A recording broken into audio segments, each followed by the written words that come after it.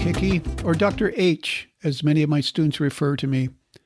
I want to welcome you to another episode of the International Service Learning Experiential Medical Education Podcast. During each episode, I will be interviewing healthcare-focused students and faculty from high school to university that have had an opportunity to participate in an international service learning trip. Additionally, I will be discussing the benefits and challenges to international service with healthcare professionals that have served abroad, as well as industry leaders in healthcare, education, study abroad, spirituality, and those living in the countries being served. Well, good morning. It's my pleasure to have Austin with us today. And just to let everybody know, I think we've known each other I don't think, I know we've known each other for, I believe, probably 6 years, 7 years, maybe, something like that. I think we're hitting 10. Oh my God. Yeah, 4 years of undergrad, 4 years of med school, that's right. And 2 years in between. Yeah. I'm sorry. How time flies. Yeah. Oh, you're telling me. Well, it's a pleasure to have Austin with us this morning. And Austin started off as a student and has become a great friend. And it's such a pleasure as a faculty member to say that, because I don't think very many faculty can say they have that relationship. But that's a privilege I've been able to have with Austin and a few other very special students. I know we're not supposed to have special students, but we have special students. And Austin's one of those. And a real pleasure to have him with us today. And Austin, I don't want to steal your thunder if you don't mind. Just tell us a little bit about yourself. I mean, you mentioned undergrad. Where did you go to school? What was your undergrad degree? And then you're just completing 4 years of med school. Update us on that. Yeah. So thanks for introducing me. Happy to be here in chat. Always a good time, catching up and just talking about what's on my brain. But I did 4 years at University of South Carolina. Got my bachelor's of science in public health. Loved it so much that I wanted to go on and get my master's in public health. So I did that shortly after undergraduate, and then decided that while I liked the community aspect, population level, I really also liked kind of the individual personal relationships that you get in the medical field. So that was one of the factors that kind of inspired me to pursue medical school. So I've been doing that for what seems like a very long, but also very short past 4 years. So scheduled to graduate here in a couple weeks, and then I'll be starting my internal medicine residency come June. Well, congratulations! You put it all into about a minute or so, but it's been stretched out over 8 to 10 years. Yeah. Now, when you start at the University of South Carolina, just because we have a lot of pre-med kids that are following us, was public health your major coming in, and were you intent on being a doctor on admission to the program? Yeah, so public health was not my major coming in, but I was intent on kind of pursuing the medical field. I came in kind of as a biology major, which I think most undergrads do, just because, for lack of better terms, I think that's what we're almost told to do.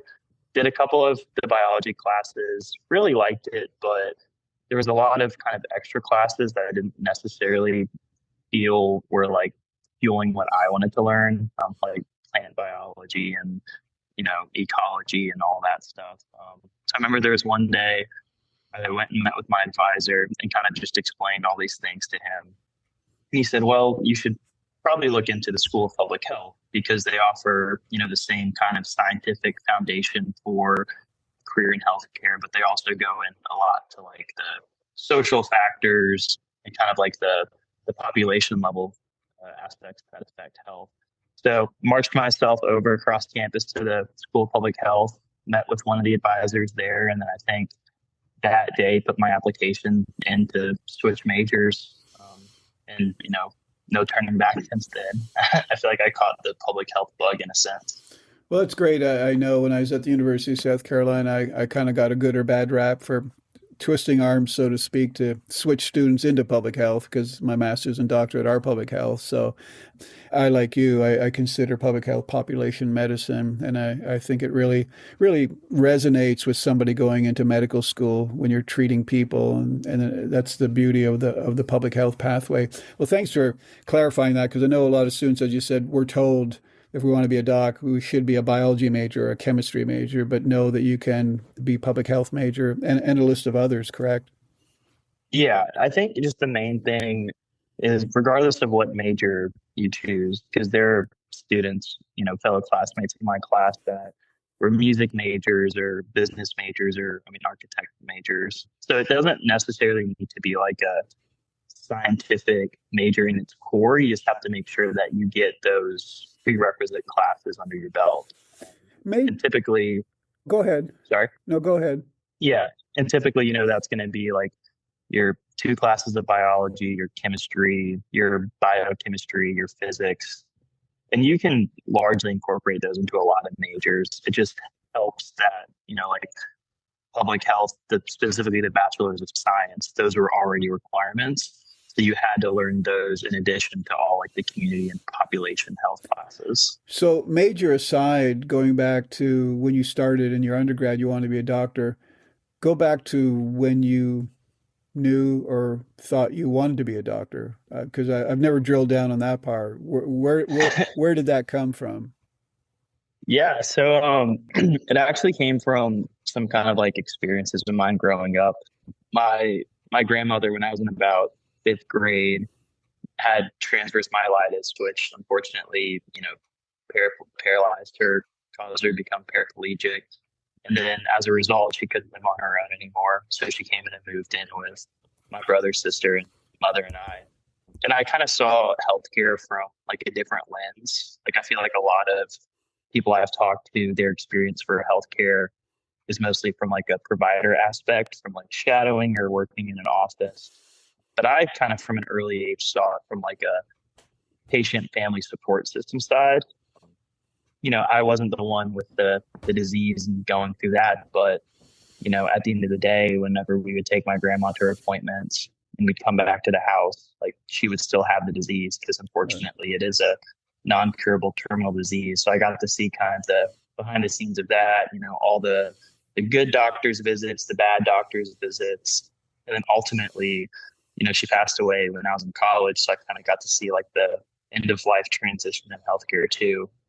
So I think that just laid like a really strong foundation and admiration for the healthcare field for me, which, ultimately inspired me to pursue a field in healthcare in general. And then specifically when I think about, becoming a physician, it's like the leadership aspect of it, the, working with a team. I really like team-based medicine. So when I was looking at like all the different roles in the healthcare field, that was the one that just kind of resonated the most with me. Well, thanks for sharing, Austin. I don't know if you'd shared that story with me before or not, but in reality, when I've drilled down with a lot of students over the years, it does seem that a lot of them do have a family situation or issue or medical crisis where they were involved in something, whether it was themselves or a family member. And because of what you just shared, they saw the care that was provided and they saw themselves in that role, and then whether it was good or bad, if it was good, it was a good role models. If it was bad, they shared with me that if I'm in that role, I could do a better job than what they did. Or they had a, Yeah, for or sure. they had a really positive interaction and they loved it and they could see themselves doing the same thing. So your grandmother would be proud of you doing what you're doing because of that interaction, and what a great story. Again, thanks for sharing. So back to the purpose of our podcast, which is a service learning. You went on a service learning trip. What prompted you to go on that trip, and if you could share where you went and what that was all about? Yeah. So I've been on a couple service learning trips since that first one. It's another testament of just how awesome it was. But my first trip I took was sophomore year of undergraduate. It was a service learning trip to Nicaragua. Had a good mix of in the clinic kind of rural healthcare exposure, but also in the hospital working with like organized healthcare delivery, which I knew was kind of an aspect that I really liked from like my, public health classes and just kind of a better understanding of the healthcare system as a whole. We learned a lot about how it functioned in the United States, but not so much how it functioned in like other countries. So that was a really exciting aspect for me, as well as just like the direct patient care opportunities and more so, maybe not providing the care myself, but just watching how other healthcare providers kind of navigate complex situations. Because one of the things that, I've kind of learned is that while the details might be different, I think a lot of like the challenges are universal, whether it's in like a large academic center in the United States or it's like a small rural clinic, in the middle of the mountains. Diseases are diseases. You still have to break bad news. You still have to navigate changes with patients. You have to navigate, barriers to healthcare delivery, whether that's, social determinant of health or like a actual like physical barrier in some of the cases. So it was really kind of inspiring to watch how different, physicians and nurses and healthcare professionals from different backgrounds kind of navigated those. So that was kind of the main driver for me wanting to, go abroad and do a service learning trip, in an area that I wasn't used to with like a population and community that I wasn't used to. What now? You indicated that you've done trips since then. So your initial trip was sophomore year to Nicaragua. What have you done since then? Yeah. So first trip was sophomore year to Nicaragua. And then during my master's, I went down to Guatemala for like another kind of service trip and also slash like a research trip. And then most recently, I got to work in a hospital in Uganda for a month, kind of doing like a tandem rotation, service learning, and a research project. So your research project in Guatemala was looking at diabetes, is that correct? Yeah, it was looking at kind of like it was like a cross-sectional study of like the prevalence of diabetes in some of these like communities along the Lake Atitlan, mostly like indigenous Mayan communities that aren't necessarily counted in a lot of like the government census. And it was looking at like the prevalence of diabetes and pre-diabetes, but also the prevalence of some risk factors that the literature has shown to kind of increase the chance, and just to see if there's some kind of like correlation or just trends that we could see from this like one point in time. And then Uganda, that was part of your med school rotation, is that correct? Yeah. So the way that my school's curriculum was set up is that after we took our first board exam, our step one exam, we had like a 2-month period of just dedicated research time. And I was able to get in contact with a physician who did a lot of work at a hospital over in Masindi, which is this like smaller kind of town in Uganda. So I was able to go over there. It was like a quality improvement capacity building project. So it was like right up my alley in terms of seeing, what capabilities the hospital had, what areas to improve on, mirroring that hospital's capabilities with like government public hospital down the road. And then on top of that research project, there was a lot of like clinicals on the units, observing surgery, doing daily rounds, typically like what your like third and fourth year medical students would do. So did you feel at that stage in your medical career you were able to mentor or educate some of the locals? I use the term educate lightly. I think long story short, yes, I do. I think one of the things that we really drilled down was like the teacher model, because we were only there for a month, but a lot of these practitioners, this was where they lived. So instead of us coming in and kind of doing our work and then leaving, we really wanted to focus on that sustainability aspect of it. So one of the things that I mainly focused on was like a very basic like EKG kind of rate and rhythm determination. So I was able to sit down with a bunch of like the clinical officers, nurses, and we just like went through EKG strips after EKG strips, just seeing like, okay, what's the R to R interval? What's their heart rate? Is there a P wave? Are they in normal sinus? Which I thought was really, really rewarding, because as a med student, I think it's very easy to forget that how much just because there's so much that you don't know. So it was nice to kind of like sit down with other healthcare professionals and be like, I was able to share some tips and tricks that I learned, and they were able to share some, mnemonics on how they remembered things. So it was really like a very fun collaborative effort. Well, there's great collegiality in healthcare, as you'll see as you continue on your pathway, and it's nice that you guys are able to work together. Now, you've been three different places: Nicaragua, Guatemala, and Uganda. No doubt you've learned a lot. You talk globally about your experiences and all those. Is there anything that jumps out from? I mean, any of the trips. I mean, I know the Nicaragua one was quite some time ago, as was Guatemala and Uganda's more recent. But was there any patient or situation or condition that resonates with you right now? Yeah, I when I think about kind of the various patients I've had, one of the ones that stick out to me aren't necessarily like the ones that we were able to make a big impact. It's the ones that we necessarily weren't able to make a big impact. Specifically, when we were in Uganda, so the way that their kind of healthcare system works is a lot of the specialist doctors are in the capital of Kampala. So like all of the interventional like cardiologists, the electrophysiologists, your like interventional neuro suites, they're all in the capital. Whereas kind of throughout the rest of the country, it's more so like they have hospitals with good capabilities, but they don't have all of like the cutting edge technology. So where we were at, it was a 4 hour drive to go from Masindi to Kampala.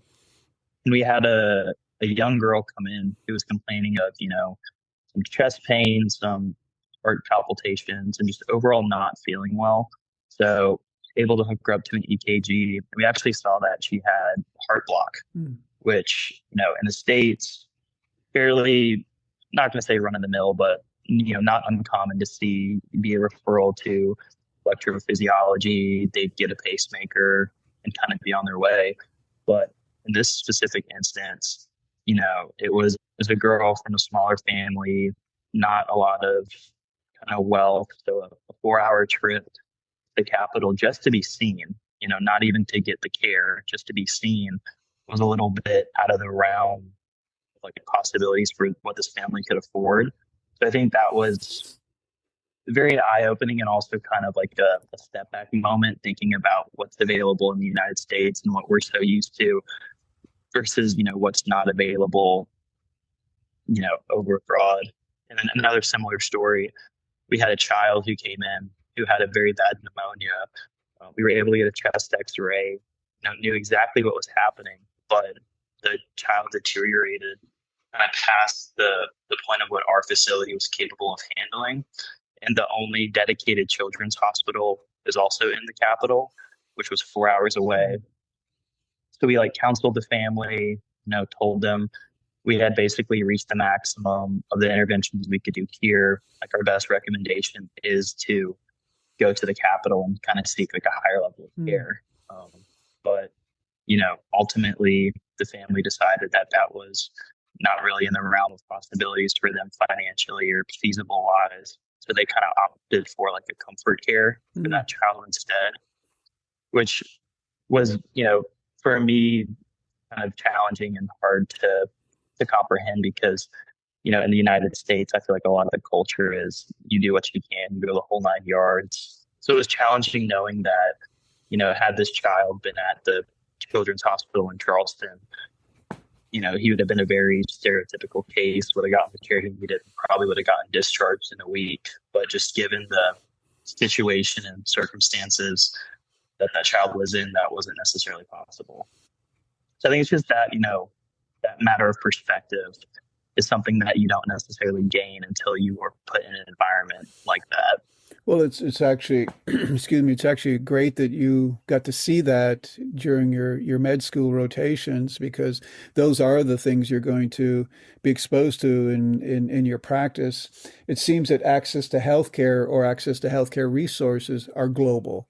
So it's not Mm-hmm. just in a developing country. It's here in the United States. Even though you say that typical child that you saw, if treated in Charleston, South Carolina, would have had a better disposition, there's still going to be a lot of people in rural areas here in the United States that are 3 or 4 hours away from a main hospital who are still going to have unfortunate outcomes. Yeah, for sure. And I also think that like another like lesson that I've kind of learned is that like challenges And like you said, a rural healthcare setting in the States can be very similar to like a rural healthcare setting abroad.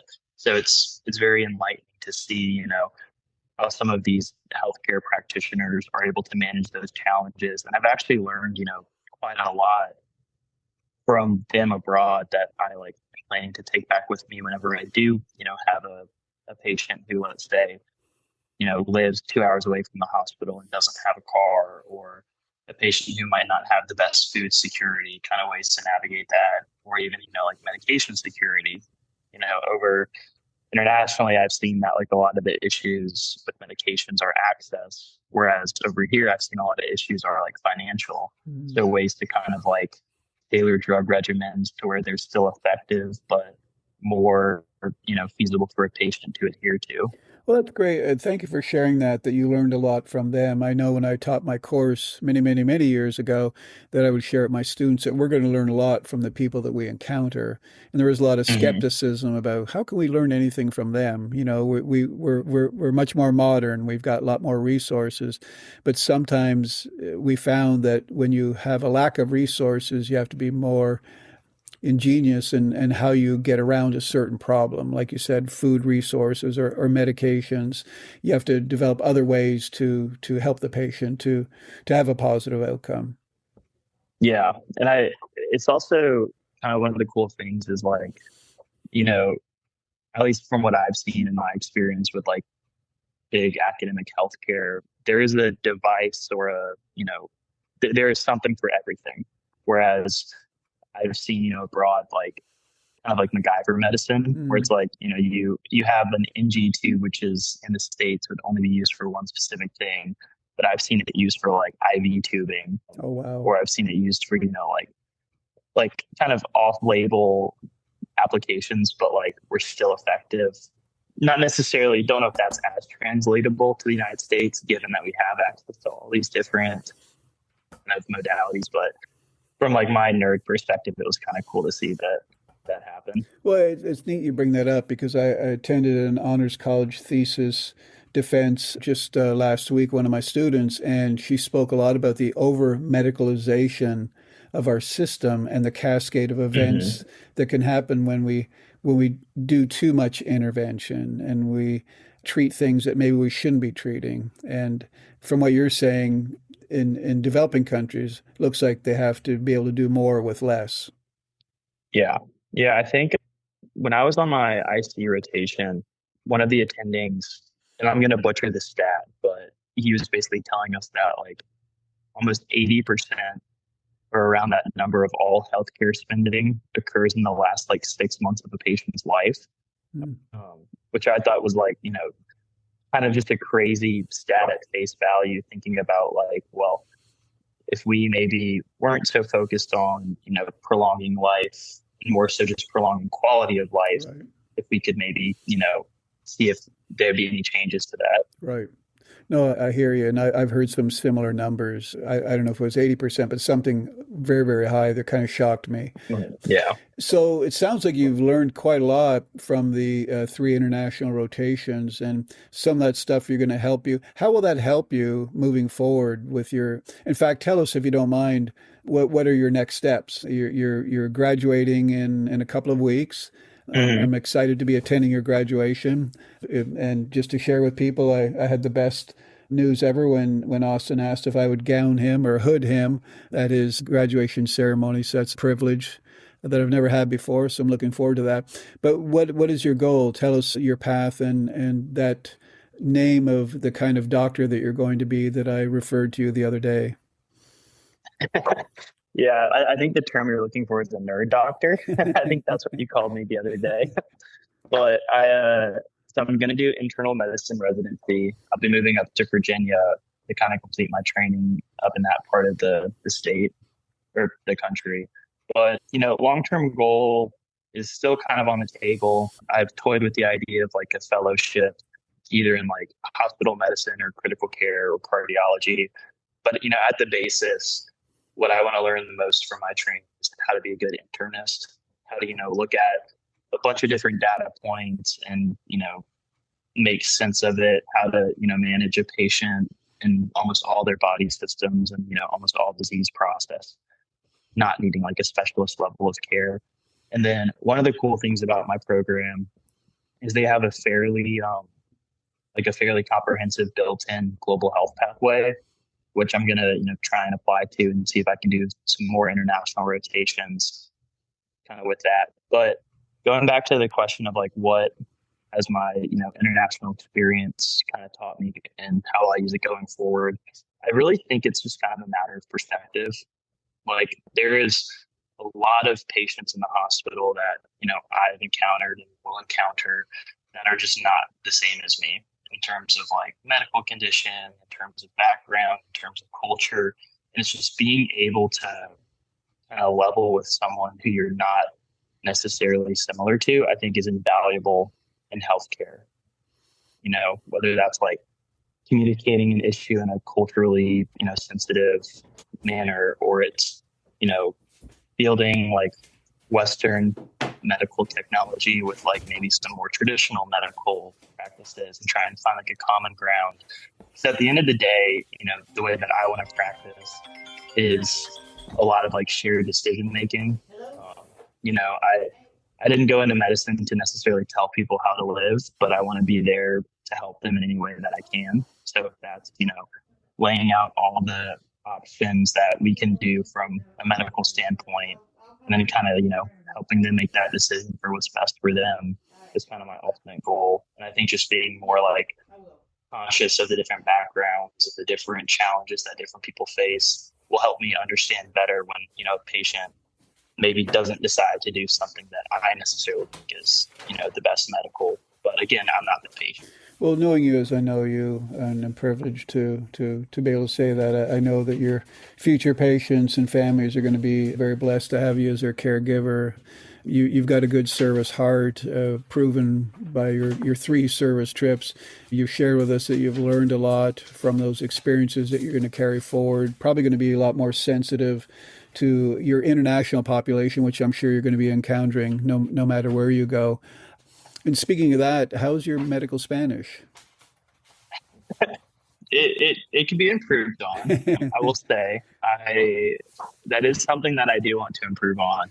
I was recently in Peru with some friends, and I will say that my like conversational Spanish has improved a lot, but don't really find a lot of opportunities to practice medical Spanish if you're not in like a medical setting. But that, like I said, I can always get better at a lot. And that is one thing that I would definitely need to get better at. So, Austin, for students that are considering a similar trip, probably on the fence, is this, have an opportunity to go on an international rotation, whether it be during undergrad or during grad school, maybe a little intimidated by the language or the culture, maybe the costs a little bit too much. What is the value? I mean, you've done it 3 times now. What would you share with students that are trying to consider, will this help me? Will it look good on my resume? Am I doing it for all the right reasons? What would you share? Yeah, I mean, I think you kind of hit the head in the term of, am I doing it for, quote, right reasons? And, the right reasons are going to be different for everyone. Like I remember, my first trip and my first motivation was mostly just to learn more about how like a different system runs and to see how different, healthcare practitioners kind of navigate that area. I remember there were some students on our trip who their right reason was this was their first clinical experience ever, like not just internationally, but ever. They had tried, to have clinical experiences in the States and it didn't work out. And this was just, a perfect opportunity for them. So I think it really, kind of depends what their individual goals are. I will caution a little bit in terms of like doing a trip like this just because it'll look good on our application. Because like you mentioned, it is costly. It is a time commitment. It does force you to go out of your comfort zone. And I will say, I think all my trips are valuable, and I think they've definitely been talking points in all of my interviews going forward. But to be fully candid, I think, in terms of will they help your application, I think if you're not really in it for the right reasons, then there are other areas that you can maybe focus on to get kind of like a better bang for your buck in a sense for your application. But I think for anyone, if you have any interest in, going out of your comfort zone, seeing how another system operates, interacting with, patients and healthcare practitioners and family members kind of at a level beyond what you normally would, I would accept or I would recommend it to like anyone, honestly. Well, I appreciate that validation. As you know, I've done it for over 20 years, and I can see, I mean, I can speak for hours about the value of it, but you really hit the nail on the head also. And I think doing it for the right reason is so integral to the experience. And Yeah. the more well-rounded you can become as a healthcare provider, the more positive the patient experience is going to be. You don't Mhm. necessarily have to speak the language of the patient, you don't necessarily have to have visited their country. But if you've been to a developing country, you're more sensitive to the challenges that they experience. You don't know them personally, but you know that they or their people, their family or friends have gone through challenges that we can't even imagine. I mean, I can't recall on your Nicaragua trip, but on many of my trips to Nicaragua, some of the housing conditions were absolutely deplorable Yeah. compared to our standards. So knowing that, I mean, we put a lot of faith in our water system. We put a lot of faith in electricity. We put a lot of faith in so many things that we take for granted until you step outside your comfort zone, as you've indicated. And it's only then that you see the challenges. And you've been very blessed with three different opportunities to see three different healthcare systems. The beauty of Hmm. that is once you learn a system, then you can work the system to advocate for your patients. Because all of us Yeah. to a T want positive patient outcomes. And sometimes the bureaucracy of a healthcare system is very challenging. I don't know if you've experienced that yet in your short term in medical school, but you're stepping into a healthcare system that can be very challenging. But once you learn the system, you can better work the system again to advocate for your patients. And that's what it's all about. We all want positive patient outcomes, and not just the patient. When I speak of the patient, I speak globally, patient and their family, because you're not treating just the patient. You're treating the family also, because if you're changing diet on a patient, it's probably best if the family change the diet to support, that diet change with the family member that needs to change their diet. Or if a family member of the patient needs to increase their exercise or activity level, it's probably good if the family also supports them and increase their education and their activity level. So a lot of education is helping our patients. Well, Austin, it's been great chatting with you. I really appreciate you sharing everything you've done. What a great opportunity you've had to travel extensively as you had. And I know for certain that those activities that you've done, those experiences that you've had, the teaching you've done at this point is only going to help your future patients to be in a much better place. So we really appreciate that. Any last things you want to share with our listeners before we sign off? Um, just thank you for having me. Like I said, always a great time to chat. Always love talking about, my experiences and kind of advocating for others to maybe go out of their comfort zone and do something similar. Really nothing else to add other than, if I think if you're on the fence and it's something that you truly want to do, then I think it's definitely worth spending the time to kind of invest in, see how it's feasible. Because I think ultimately it is an investment in yourself. Well, I know the investment, speaking of investment, I know the investment that I've been able to put into working with students like yourself is that, I always share with all of you to a T, pay it forward. I always Hmm. share with all of you to a T that if somewhere, hopefully in the future, as you're working in a hospital setting and someone comes up and says, Dr. Austin, we've got a high school kid or a college kid that would like to shadow you today. Is that possible? And my hope is that you'll say, but of course. Yeah. Yeah, but of course, Yeah. And because I mean, that's ultimately that's the plan. I remember I had an attending tell me one time that like healthcare is not an individual sport. By all sense of the means, it's a team sport. And the easiest way to kind of make your job easier and flow smoother is to just help the next generation or to help the people that are soon to be your coworkers. So yeah, I mean, and anyone that wants to come shadow or spend a day when I'm in a position to be able to facilitate that will definitely. well, and that's what excites me about working with yourself and others that we're creating a generation like yourself that want to do that. Not that the present generation doesn't want to do it, but it is challenging, as you know, in our existing healthcare system to shadow doctors with HIPAA regulations, with the busy pace. but with intentionality. And I think because you step outside your comfort zone and do your international rotations, I think it sensitizes you a little bit more to the challenges of our healthcare system. You've seen 3 different healthcare systems. You already know some of the imperfections in our own healthcare system. The fact that you are very willing to allow students to shadow you in the future speaks to the opportunities that you've had that you maybe didn't have actually as you grew up. From what I see with these international rotations, a lot of students will do them because they can't get that experience in the United States. Mm-hmm. As you said earlier, sometimes it may be their first clinical rotation because they've never been able to do it. And again, that's one of our challenges.